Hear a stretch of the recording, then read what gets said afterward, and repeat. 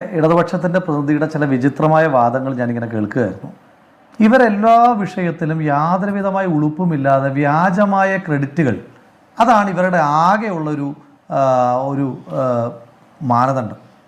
ഇവരിതുകൊണ്ടൊരു വല്ലാത്തൊരു പാരലൽ വേൾഡിലാണ് ഈ ഇടതുപക്ഷ പ്രവർത്തകർ, പ്രത്യേകിച്ച് CPM-കാർ ജീവിക്കുന്നത്. പ്രധാനപ്പെട്ട നേതാക്കന്മാർ ഇവരിതിനെല്ലാം വ്യാജ ക്രെഡിറ്റ്. ഇപ്പോൾ പറഞ്ഞു കേട്ടില്ല, ഇന്ത്യയിലെ ചലച്ചിത്ര മേഖലയിൽ ഹേമ കമ്മിറ്റി റിപ്പോർട്ടല്ലാതെ വേറെ ഇതുപോലെ ചലച്ചിത്ര മേഖലയെ ശുദ്ധീകരിക്കുവാൻ വേറെ എന്തെങ്കിലും നടപടി ഏതെങ്കിലും സർക്കാർ എടുത്തിട്ടുണ്ടോ? എന്തൊരു വലിയ നേട്ടമായിട്ട് പറയുക ശ്രീ ഹാഷ്മി, ഇവിടെ ഇരിക്കുന്ന ഇടതുപക്ഷത്തിൻ്റെ പ്രതിനിധി. ഹേമ കമ്മിറ്റി റിപ്പോർട്ട് വരാനുള്ള സാഹചര്യം എന്താ? ഇന്ത്യ മഹാരാജ്യത്തെ 28 സംസ്ഥാനങ്ങൾ വേറെ ഏതെങ്കിലും ഒരു സംസ്ഥാനത്ത് ഒരു പ്രമുഖ നടി, ഒരു പ്രമുഖനായ നടനാൽ, ഈ മലയാള സിനിമാ ഇൻഡസ്ട്രിയിലെ അക്കാലഘട്ടത്തിൽ സൂപ്പർ സ്റ്റാർ എന്ന് വിശേഷിപ്പിക്കപ്പെട്ടിരുന്നൊരു നടനാൽ ആക്രമിക്കപ്പെട്ടൊരു പശ്ചാത്തലം, അയാളുടെ ആഹ്വാനപ്രകാരം ലൈംഗിക അതിക്രമത്തിന് വിധേയമാകേണ്ടി വന്നതിൻ്റെ ഒരു പശ്ചാത്തലം, ഒരു ആരോപണം, ഒരു കേസ്, അത് ഇന്ത്യ മഹാരാജ്യത്ത് ഏതെങ്കിലും സിനിമാ ഇൻഡസ്ട്രിയിൽ ഉണ്ടായിട്ടുണ്ടോ? അതിൻ്റെ പശ്ചാത്തലത്തിൽ നമ്മുടെ നാട്ടിൽ ശ്രീ PT തോമസ് എന്ന് പറയുന്ന ഒരു രാഷ്ട്രീയ നേതാവ് വന്നെടുത്ത ഇച്ഛാശക്തിയുടെ അടിസ്ഥാനത്തിൽ, മാധ്യമങ്ങളുടെ ധാർമ്മിക മൂല്യങ്ങളുടെ അടിസ്ഥാനത്തിൽ, കേരളീയ പൊതുജനങ്ങളുടെ ഒരു പൊതുബോധത്തിൻ്റെ അടിസ്ഥാനത്തിൽ രൂപപ്പെട്ട ഒരു പൊതു മനസാക്ഷിയുടെ അടിസ്ഥാനത്തിൽ സമ്മർദ്ദത്തിൻ്റെ ഭാഗമായിട്ട് വന്നതാണ് ഹേമ കമ്മിറ്റി. അതിനകത്തൊന്നും സംസ്ഥാന സർക്കാർ ക്രെഡിറ്റ് എടുക്കാൻ നോക്കല്ലേ. സംസ്ഥാന സർക്കാരിന് ക്രെഡിറ്റ് എടുക്കാമായിരുന്നു. ഹേമ കമ്മിറ്റി റിപ്പോർട്ടിലെ ഏതെല്ലാം കാര്യങ്ങളാണ് നടപ്പാക്കിയത് എന്ന ആർജവത്തോടു കൂടി ഇന്ന് ഇടതുപക്ഷത്തിന്റെ പ്രതിനിധിക്ക് വന്നിട്ടുണ്ട്. ഇപ്പോൾ ശ്രീ പിണറായി വിജയന്റെ ലാവ്ലിൻ കേസിനെ ഇവിടെ ഇരിക്കുന്ന ഇടതുപക്ഷത്തിന്റെ പ്രതിനിധി ന്യായീകരിക്കുന്നത് നമുക്ക് മനസ്സിലാക്കാം. അതവരുടെ പാർട്ടിപരമായിട്ടുള്ള ബാധ്യതയാണ്. ഹേമ കമ്മിറ്റി റിപ്പോർട്ടിനകത്തെ പരാമർശങ്ങളെ പോലും നിങ്ങൾക്ക് ന്യായീകരിക്കേണ്ടി വരുന്നത്, അമ്മ സംഘടനയുടെ ആ വക്താക്കന്മാരെ നിങ്ങൾക്ക് ഇരിക്കേണ്ടി വരുന്നത്, ആ ഇരിക്കേണ്ടി വരുന്നതിൻ്റെ എല്ലാം കാരണം ഹേമ കമ്മിറ്റി റിപ്പോർട്ടിന് മുകളിൽ നിങ്ങൾ ഒരു ആക്ടും ചെയ്തിട്ടില്ല എന്നുള്ളതാണ്. ജനങ്ങൾക്ക് വലിയ സംശയമുണ്ട് ഈ സംസ്ഥാന സർക്കാരിനെ. ഹേമ കമ്മിറ്റി റിപ്പോർട്ടിൽ എന്തുകൊണ്ടാണ് സംസ്ഥാന സർക്കാർ 5 വർഷക്കാലമായി അത്തിമരത്തിൽ നത്തിരിക്കുന്നതിനേക്കാൾ നിസ്സംഗതയോടുകൂടി സംസ്ഥാന സർക്കാർ ഇതിൻ്റെ പുറത്ത് അടയിരുന്നത് എന്ന സംശയം പൊതുജനങ്ങൾക്കുള്ളപ്പോഴാണ് പുതിയ ആരോപണങ്ങൾ വരുന്നത്.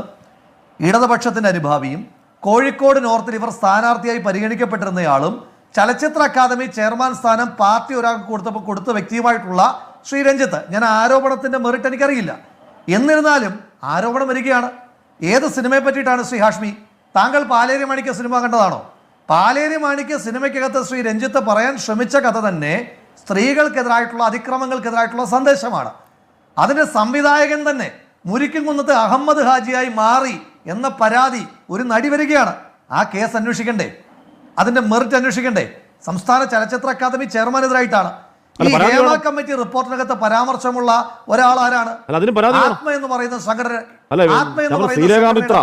ശ്രീലേഖാമിത്ര പറയുന്നു, രാഹുൽ ശ്രീലേഖാമിത്ര പറയുന്നു, ഇത്തരത്തിൽ കേരളത്തെ കുറിച്ച് ഓർക്കുമ്പോൾ എനിക്ക് ആ കറുത്ത രാത്രിയാണ് ഓർമ്മ വരുന്നത്. എനിക്ക് പേടി ഇപ്പോഴുമുണ്ട്. രാവിലെ നമ്മളോട് സംസാരിക്കുമ്പോൾ ആ ട്രോമ അവരുടെ മുഖത്ത് വളരെ വ്യക്തമാണ്. ആ ട്രോമ ഉണ്ടെങ്കിലും ഈ വെളിപ്പെടുത്തലുണ്ടെങ്കിലും സർക്കാർ ഉടനെ പറയാൻ പോകുന്നത് എന്താ അറിയോ? പരാതി കൊണ്ടുവരട്ടെ കേസെടുക്കാം. ഈ പരാതി ഇപ്പോൾ സ്ത്രീകൾക്കെതിരായിട്ടുള്ള, ഇപ്പം സൗമ്യയുടെ കയ്യിൽ നിന്ന് എഴുതി വാങ്ങിച്ചിട്ടാണല്ലോ ഗോവിന്ദച്ചാമിക്കെതിരായിട്ട് കേസെടുത്തത്. സൗമ്യയുടെ കയ്യിൽ നിന്ന് പരാതി എഴുതി വാങ്ങിച്ചിട്ടാണല്ലോ ഗോവിന്ദച്ചാമിക്കെതിരായിട്ട് കേസെടുത്തത്. നിർഭയയുടെ കയ്യിൽ നിന്ന് പരാതി എഴുതി വാങ്ങിച്ചിട്ടാണല്ലോ ഈ ഡൽഹിയിലെ ഗാങ് റേപ്പിന്റെ ആ പ്രതികൾക്കെതിരായിട്ട് കേസെടുത്തത്, ഈ രാജ്യം പ്രോസിക്യൂട്ട് ചെയ്തത്. അപ്പൊ അതൊക്കെ ഇവർ പറയുന്ന തൊടിന്യായങ്ങളെ പോട്ടെ.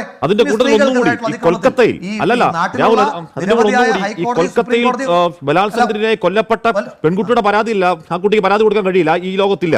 ആ കുട്ടിയുടെ അച്ഛന്റെ പരാതിയിൽ, അമ്മയുടെ പരാതിയിൽ ഒന്നുമല്ല കേസെടുത്തത്. അവിടെ ഒന്നും പരാതി ഇല്ലായിരുന്നു കേട്ടോ രാഹുൽ. അല്ല ശ്രീ ഹാഷ്മി പഴയ IPC ആയാലും പുതിയ ന്യായസംഹിതയായാലും ഇതിനകത്തൊക്കെ പറയുന്ന 0 FIR എന്ന് പറഞ്ഞൊരു ക്ലോസ് ഉണ്ട്. ലളിതകുമാരി കേസിനകത്തൂടെ വളരെ കൃത്യമായി ഒരു വെർഡിക്റ്റ് നമ്മുടെ ബഹുമാനപ്പെട്ട കോടതി മുന്നോട്ട് വെച്ചിട്ടുണ്ട്. അതിനകത്ത് പ്ലേസ് ഓഫ് ഒക്കറൻസ് പോലും വിഷയമല്ല പരാതി എടുക്കാൻ, FIR രജിസ്റ്റർ ചെയ്യാൻ എന്ന് പറഞ്ഞു. അങ്ങനെയാണെങ്കിൽ പോകട്ടെ, വാക്കാലുള്ള പരാതി പോലീസ് സ്റ്റേഷനിൽ പോയി കൊടുത്താൽ മാത്രമേ ഇവർ സ്വീകരിക്കത്തുള്ളൂ. ഇപ്പോൾ ഒരു അതിജീവിത പരാതിയുമായി വന്നിരിക്കുന്നു, ഇവർ കേസെടുക്കട്ടെ. FIR രജിസ്റ്റർ ചെയ്തിട്ടുണ്ടോ? ഇല്ലല്ലോ. ഇനി ഞാൻ ചോദിച്ചോട്ടെ, ഒരു കമ്മീഷന് കൊടുത്ത പരാതിയുടെ അടിസ്ഥാനത്തിൽ, കമ്മീഷനിൽ വന്ന പരാതികളുടെ അടിസ്ഥാനത്തിൽ ഇവർ കേസെടുക്കാത്ത സർക്കാരാണോ? സോളാർ കേസിനകത്ത് അതിനകത്തെ പരാതിക്കാരി ഉന്നയിച്ച ഒരു കാരണവശാലും നിലനിൽക്കാത്ത ഒരുപിടി കേസുകൾ, ഒരുപിടി ആരോപണങ്ങൾ, കോടതിയുടെ വരാന്തയിൽ പോയിട്ട് കോടതിയുടെ പാർക്കിംഗ് ഏരിയയിൽ പോലും നിലനിൽക്കാത്ത കേസ്. ആ കേസിന്റെ പേരിൽ ലൈംഗിക കുറ്റങ്ങൾ ചുമത്തിയിട്ട് കേസെടുത്തിട്ടുള്ള ആളുകളല്ലേ ഈ സർക്കാർ?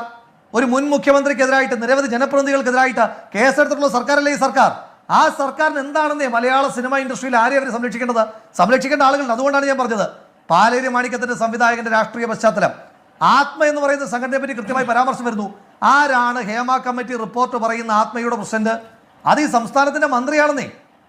ഈ സംസ്ഥാനത്തിന്റെ ശ്രീ പിണറായി വിജയൻ കേരളത്തിന്റെ മുഖ്യമന്ത്രിയായിരിക്കുന്ന മന്ത്രിസഭയിലെ മന്ത്രിയായ ശ്രീ ഗണേഷ് കുമാറിനെതിരായിട്ട് അത് ലൈംഗിക അതിക്രമമല്ല, ഹേമ കമ്മിറ്റി റിപ്പോർട്ടിനകത്ത് അവസരങ്ങൾ നിഷേധിച്ചു, പവർ ഗ്രൂപ്പിന്റെ ഭാഗമായി എന്നുള്ള പരാമർശമുള്ള ആത്മയുടെ president Shri K B Ganesh കുമാറാ. എന്താ നടപടി?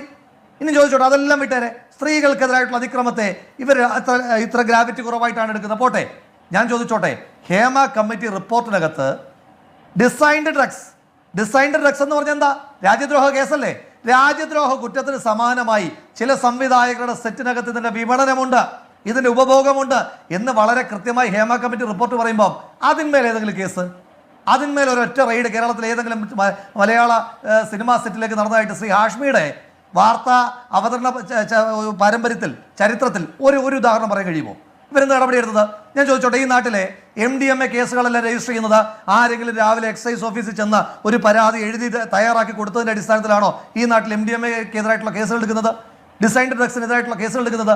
പിന്നെ ഇപ്പോൾ പോലും ആ നടി ആക്രമിക്കപ്പെട്ട കേസിനകത്ത് സർക്കാർ എന്തൊക്കെയോ അങ്ങ് മലമറിച്ചു എന്ന തരത്തിലൊക്കെ ഇവിടെ പറയുന്നത് കേട്ടു. ശ്രീ ഇടതുപക്ഷത്തിന്റെ പ്രതിയോട് എനിക്ക് സൂചിപ്പിക്കാനായിട്ടുള്ളത്, ബഹുമാന്യനായ പ്രതിനിധി, അങ്ങയുടെ സംസ്ഥാന സർക്കാരിലെ ഒരു മന്ത്രിയുടെ സ്റ്റാഫിനെയാണ് ആ പ്രമുഖ നടിയുടെ കേസിനകത്ത് മൊഴി മാറ്റാൻ വേണ്ടി സ്വാധീനം ചെലുത്തുവാൻ ശ്രമിച്ചതിന്റെ പേരിൽ പുറത്താക്കിയത് അങ്ങയുടെ മന്ത്രിസഭയിലെ ഒരു മന്ത്രിയുടെ സ്റ്റാഫിനെയാണ്, വേറൊരു മന്ത്രിസഭയുടെ അല്ല. ഇനിയും ആ പ്രമുഖനായ നടന് ജയിലിൽ ആവശ്യമായ എല്ലാ സൗകര്യങ്ങളും ചെയ്തു കൊടുത്തു എന്ന് റിട്ടയർമെന്റിന് ശേഷം ഒരു ഓൺലൈൻ മാധ്യമത്തോട് പറഞ്ഞത് ആ കാലഘട്ടത്തിലെ ജയിൽ DGP ആണ്. ആ പ്രമുഖയായ നടി, ഞാനതിൻ്റെ ഒരു പൊളിറ്റിക്സിലേക്ക് വരികയല്ല, ആ പ്രമുഖ നടി അവരുടെ സംസാരത്തിലുടനീളം അവരതിന് ശേഷവുമൊക്കെ അവർക്ക് നന്ദിയോടുകൂടി സ്മരിക്കുന്ന ഒരു പേര് ശ്രീ PT തോമസിനെ മാത്രം. അതിൻ്റെ ഒരു പൊളിറ്റിക്കൽ ബെനിഫിറ്റിനെ പറ്റിയല്ല ഞാൻ പറഞ്ഞത്. ശ്രീ PT തോമസിനെ പോലെ ആളിലായിരുന്നെങ്കിൽ ആ കേസും നിങ്ങൾ എങ്ങും എത്തിക്കില്ലായിരുന്നു. ഹേമ കമ്മിറ്റി PT തോമസിന്റെ ഇടപെടലൊന്നും അതിനകത്ത് മറച്ചു വെക്കാൻ കഴിയില്ല, നമുക്കത് മറന്നു പോകാനും കഴിയില്ല. നടപടി ഉണ്ടാകുന്നില്ല. ഈ ചർച്ചയിൽ എനിക്കിപ്പോഴും മനസ്സിലാവാത്തത് ശ്രീ SK സജീഷ് എന്തിനാണ് ന്യായവാദങ്ങൾ കണ്ടെത്തുന്നത്? ഇപ്പോൾ CPMന്റെ നേതാക്കന്മാർ, ഇപ്പോൾ രഞ്ജിത്തിൻ്റെ പേര് ഇപ്പോൾ പുതുതായിട്ട് വന്നു, CPMന്റെ നേതാക്കന്മാരായിട്ടുള്ള ആളുകളുടെ പേരുകൾ വരുമ്പോൾ നിങ്ങൾ സംരക്ഷണത്തിന് ഇറങ്ങിയാൽ പോരെ? എന്തുകൊണ്ടാണ് ഹേമ കമ്മിറ്റി റിപ്പോർട്ടിനകത്ത് ഇപ്പോൾ ശ്രീ SK സജീഷ് പറഞ്ഞൊരു പ്രധാനപ്പെട്ട വാദം എന്താ? ശ്രീ SK സജീഷ് പറയുകയാണ് പേര് വരാത്തത് കൊണ്ട് കേസെടുക്കുവാൻ കഴിയില്ല. അങ്ങനെ ശ്രീ ഹാഷ്മിയെ തിരുത്തുന്നതിന് മുമ്പ് അദ്ദേഹം കുറേ കേസുകൾ ഉദ്ധരിച്ചല്ലോ. ശ്രീ ഹാഷ്മിയെ തിരുത്തുന്നതിന് മുമ്പ്, എന്നെ തിരുത്തുന്നതിന് മുമ്പ്, ഇവിടെ ഇരിക്കുന്ന മറ്റാരെങ്കിലും തിരുത്തുന്നതിന് മുമ്പ് അദ്ദേഹം ആദ്യം തിരുത്തേണ്ടത് കേരളത്തിൻ്റെ ഏറെ ബഹുമാന്യനായ ധനകാര്യ വകുപ്പ് മന്ത്രി ശ്രീ KN ബാലഗോപാലിനെയാണ്. ശ്രീ KN ബാലഗോപാൽ ആണല്ലോ ഈ വിഷയത്തിനകത്ത് സംസ്ഥാന സർക്കാരിൻ്റെ ഭാഗമായി ആകെ ക്ലാരിറ്റിയോടുകൂടി പറഞ്ഞത് ഈ വിഷയത്തിനകത്ത് കേസെടുക്കാം. അപ്പോൾ നമ്മളെ തിരുത്തുന്നതിനേക്കാൾ എളുപ്പം ആദ്യം ശ്രീ SK സജീഷ് ചെയ്യേണ്ടത് ശ്രീ KN ബാലഗോപാലിൻ്റെ ഫോണിലേക്ക് വിളിച്ചിട്ട് തിരുത്താൻ പറയണം. എനിക്ക് മനസ്സിലാകാത്തത്, ഇവർ ഈ നിയമത്തിൻ്റെ നൂലിഴ പിടിച്ചിട്ട് ഇവരെന്താ ശ്രമിക്കുന്നത്? ഇവർ ആ നിയമത്തിൻ്റെ നൂലിഴ പിടിച്ചിട്ട് ഈ ചലച്ചിത്ര മേഖലയിലെ പുഴുക്കുത്തുകളെ ഇല്ലായ്മ ചെയ്യുവാൻ വേണ്ടിയിട്ടാണ് ശ്രമിക്കുന്നതെങ്കിൽ നമുക്കത് മനസ്സിലാക്കാം. ആ നിയമത്തിൻ്റെ നൂലിഴ വെച്ചിട്ട് ചലച്ചിത്ര മേഖലയിൽ അതിക്രമം നേരിട്ട അതിജീവിതമാർക്ക് വേണ്ടിയിട്ടാണ് ഇവർ നിലപാടെടുക്കുന്നതെങ്കിൽ നമുക്ക് മനസ്സിലാക്കാം. പക്ഷേ ഇവർ ദൗർഭാഗ്യവശാൽ ശ്രീ സജീഷ് അടക്കമുള്ള ഇടതുപക്ഷത്തിൻ്റെ CPMന്റെ ചാനൽ ഡിബേറ്റേഴ്സായി വരുന്ന ആളുകളും മന്ത്രിമാരും അവർ ഈ ദിവസം വരെ ചെയ്തുകൊണ്ടിരിക്കുന്നത് നിയമത്തിൻ്റെ തലനാഴിഴ കീറി പരിശോധിച്ച് ഇതിനകത്തെ കൾപ്രിറ്റ്സ് പവർ ഗ്രൂപ്പിൻ്റെ വക്താക്കന്മാരായിട്ടാണ് ഇരിക്കുന്നത്. ശ്രീ SK സജീഷ് ഇന്ന് സംസാരിക്കുന്നത് CPMന്റെ പ്രതിനിധിയായിട്ടല്ല, പവർ ഗ്രൂപ്പിൻ്റെ വക്താവായിട്ടാണ്. ആ പവർ ഗ്രൂപ്പിൻ്റെ വക്താവായി സംസാരിക്കുമ്പോഴാണ് നിങ്ങൾക്ക് ലളിതകുമാരിയെ റദ്ദ് ചെയ്യേണ്ടി വരുന്നത്, നിങ്ങൾക്ക് 0 FIR റദ്ദ് ചെയ്യേണ്ടി വരുന്നത്. ഞാൻ ചോദിച്ചോട്ടെ, വളരെ ലളിതമായൊരു സംശയം. നിങ്ങൾ സ്ത്രീകൾക്കെതിരായിട്ടുള്ള അതിക്രമത്തിൻ്റെ കേസ് തൽക്കാലത്തേക്കിന് ശ്രീ SK സജീഷിൻ്റെ താല്പര്യപ്രകാരം വാദത്തിന് മാറ്റിവെച്ചു. ഇതിനകത്ത് മറ്റൊരു സീരിയസ് ക്രൈം ഉണ്ടല്ലോ. ഈ നാട്ടിൽ രാജ്യദ്രോഹ കുറ്റം ചുമത്തുവാൻ കഴിയുന്ന ലഹരി പദാർത്ഥങ്ങളുടെ കൺസംഷനും ഡിസ്ട്രിബ്യൂഷനും അതിന് ആരെങ്കിലും എഴുതി പരാതി തരണോ? എൻ്റെ ചോദ്യം, ലഹരി പദാർത്ഥങ്ങളുടെ ഉപഭോഗവും വിപണനവും ഡിസൈൻഡ് ഡ്രഗ്സ് എന്ന് കൃത്യമായി പറഞ്ഞിട്ടുണ്ട്. പക്ഷേ സിനിമയിലേക്ക് വരുമ്പോൾ അവസരം വേണമെങ്കിൽ കൂടെ കിടക്കണം എന്ന് വാശി പിടിക്കുന്ന ഈ തെമ്മാടിക്കൂട്ടത്തെ പറ്റി, ഗുണ്ടാപ്പടയെ പറ്റി, ഈ എന്താണ് ഈ പെർവർട്ടുകളെ പറ്റി ആദ്യം പറയാം, അക്കാര്യം തീരുമാനം ഉണ്ടാക്കാം. അത് കഴിഞ്ഞ് അത്രയും പ്രശ്നമല്ലല്ലോ ലഹരി, ആണോ? എനിക്കറിയില്ല. ശ്രീ ഹാഷ്മി, നമ്മൾ പറയുന്നത് ഇവരുടെ ആർഗ്യുമെന്റുകളെ മുഴുവനായി ദുർബലപ്പെടുത്താൻ വേണ്ടിയിട്ടാണ് ഞാൻ കോട്ട് ചെയ്തത്. കാരണം ഇവർ അതിനകത്ത് നിയമം പറയുന്നു, അതിനകത്ത് നിയമത്തിന്റെ സാങ്കത്യങ്ങളാണ് ഇവർ പറഞ്ഞിട്ട് ഡിഫെൻഡ് ചെയ്യുന്നത്. ഈ പവർ ഗ്രൂപ്പിന്റെ വക്താക്കന്മാരെല്ലാവരും കൂടെ ചേർന്നിട്ട്. ഞാൻ ചോദിക്കട്ടെ, ഈ കേസ് എടുക്കാനായിട്ടുള്ള നിയമപരമായിട്ടുള്ള പ്രതിരോധം എന്താണ്? ലഹരി കേസുകൾ എടുക്കാനായിട്ടുള്ള നിയമപരമായിട്ടുള്ള പ്രതിരോധം എന്താണ്? ഒന്നുമില്ല. ഇവർക്കാകെ ക്രിമിനൽസിനെ വിളിച്ചിട്ട് കോൺക്ലേവ് നടത്തിയാൽ മതി. ഇവിടെ ശ്രീ രാഹുൽ ഈശ്വർ പറയുന്നത് കേട്ടു, ഫ്യൂച്ചറിസ്റ്റിക് ആണ്.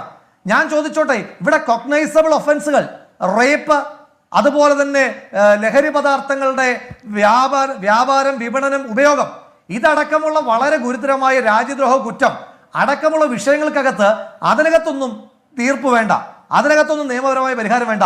ഫ്യൂച്ചറിസ്റ്റിക്കായി നമുക്കൊരു കോൺക്ലേവ് വിളിച്ചു ചേർക്കാം എന്ന് പറഞ്ഞാൽ ആ കോൺക്ലേവ് ഒന്നും കേരളത്തിൽ നടക്കാൻ പോകുന്നില്ല. ശ്രീ ഹാഷ്മി, ആദ്യം ഹേമ കമ്മിറ്റി റിപ്പോർട്ട്. പിന്നെന്തിനാ ഒരു പവറും ഇല്ലെങ്കിൽ ഇവരെന്തിനാ 1.25 കോടി രൂപ ചെലവഴിച്ചിട്ട് ഹേമ കമ്മിറ്റി നിയോഗിച്ചതിനാ? കേരളത്തിലെ പൊതുഖജനാവിൽ നിന്ന് ഞാനും ശ്രീ ഹാഷ്മിയും കൊടുത്ത പണത്തിൽ നിന്നല്ലേ 1.25 കോടി രൂപ ഈ ഹേമ കമ്മിറ്റിക്ക് വേണ്ടിയിട്ട് ചെലവഴിച്ചത്? അങ്ങനെ ഒരു കമ്മിറ്റിക്ക് ഒരു പവറും ഇല്ല, ഒരു അധികാരവും ഇല്ല എന്ന് ഇവർ പറയുന്നെങ്കിൽ പിന്നെ what is the base, what is the use of that committee? അതിവർ പറയണ്ടേ? അപ്പൊ ഒരു പ്രയോജനവും ഇല്ലാതെ, അപ്പൊ അന്ന് ഞങ്ങൾ ജനങ്ങളുടെ കണ്ണിൽ പൊടിയിടുവാൻ വേണ്ടി നടത്തിയ തൊടുവിദ്യയായിരുന്നു എന്ന് പറയണം. ഇവിടെ ശ്രീ സജീഷ് ഇങ്ങനെ പറഞ്ഞു, ഈ പ്രമുഖനായ നടൻ, ഞങ്ങൾക്ക് ഒരു താല്പര്യമില്ല. ആ പ്രമുഖനായ നടൻ പങ്കുവെച്ച ഇരട്ടി സന്തോഷമുണ്ട്. നിങ്ങൾ ഇങ്ങോട്ടേക്ക് ചാർത്തി തരല്ലേ?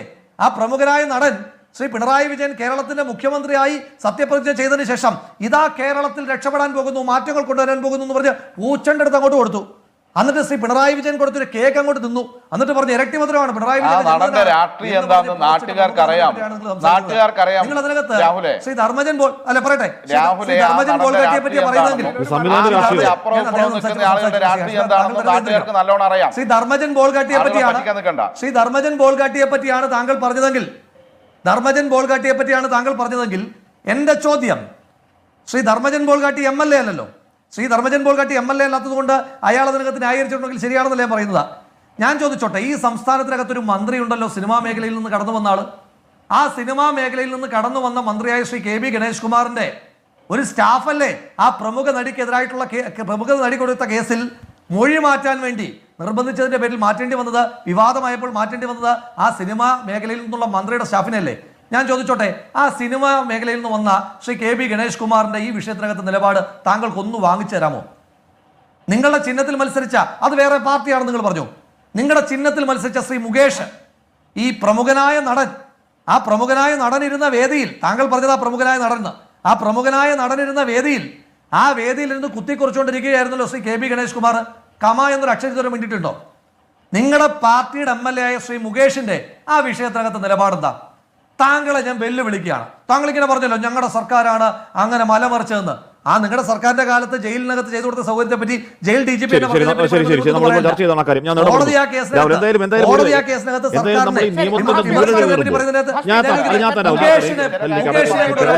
നമ്മൾ ഈ നിയമത്തിന്റെ നൂലഴ് കീറുമ്പോൾ ആ നൂലഴ് കീറൽ ഈ പറഞ്ഞ അതിജീവിതർക്ക് വേണ്ടിയാണെങ്കിൽ മര്യാദയും അന്തസ്സും ഉണ്ട്.